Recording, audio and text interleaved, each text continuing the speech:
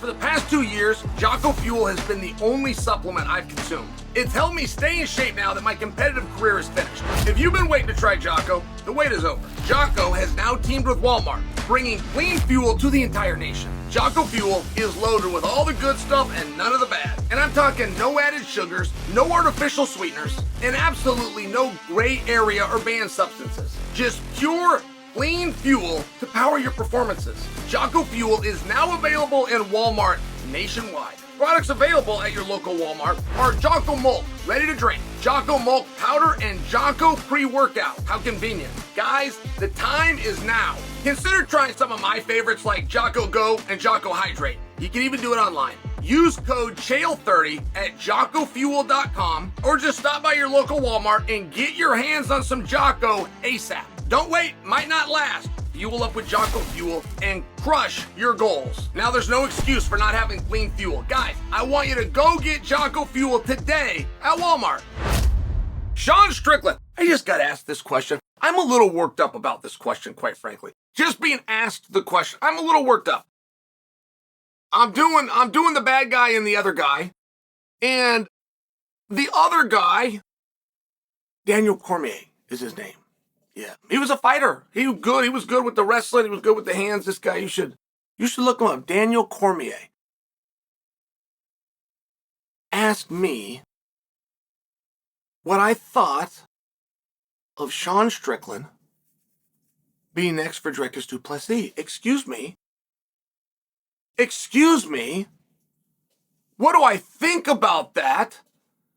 That's a great question to ask me 6 months ago when Sean Strickland took out Paulo Costa 5 straight rounds and became the #1 contender.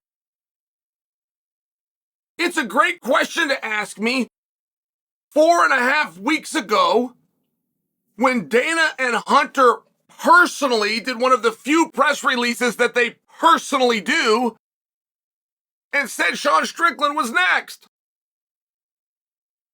Excuse me, there hasn't been an argument out there that Sean wouldn't be next until Chimaev put the jaw crusher on Whitaker. Chimaev's next fight appears to be for a title. If we're at least talking about deserving. He is qualified and deserves. Great, no, we can say title fight.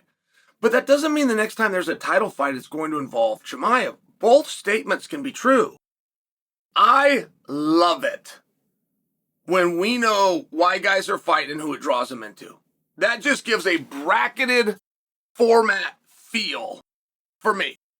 I loved that Blal was in the crowd, seeing who his next opponent is going to be, and then Blal has to get in the ring as though he's the challenger. I find that interesting.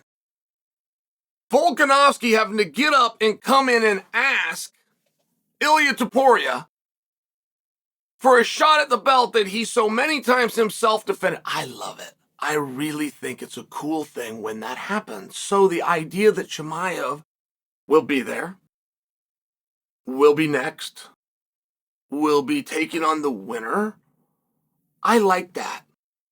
What I don't love is the idea, just because I've seen it backfire, what I don't love is coming up with this plan prior to a fight. I mean, there was nothing about Dricus versus Sean Part 1 that didn't call for an immediate rematch.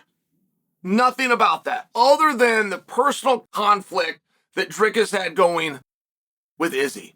And the only reason I point that out for you, like, do I believe that Chimaev should be next? Yes, of course, with the information that I have now. But I'm going to get new information that I would like to be able to process the night that Strickland and Du Plessis fight, and not for nothing, if Strickland beats him, we got to go into the trilogy match, I think, but I love a true trilogy. I've heard that word be corrupted by the UFC. MMA has corrupted that term. Boxing actually has not. Which is, trilogy, by definition, means number 3, but that's not the colloquial definition. The colloquial definition says they're going to the rubber match. That of the first 2, you had to split outcomes. And it wouldn't just be an outcome split that would cut you in front of Chimaev. there'd have to be a little controversy, and there'd have to be a fight of the night involved in there, and there'd probably have to be a groin kick and an eye poke somewhere in the mix, right? Like, there'd have to be something on it.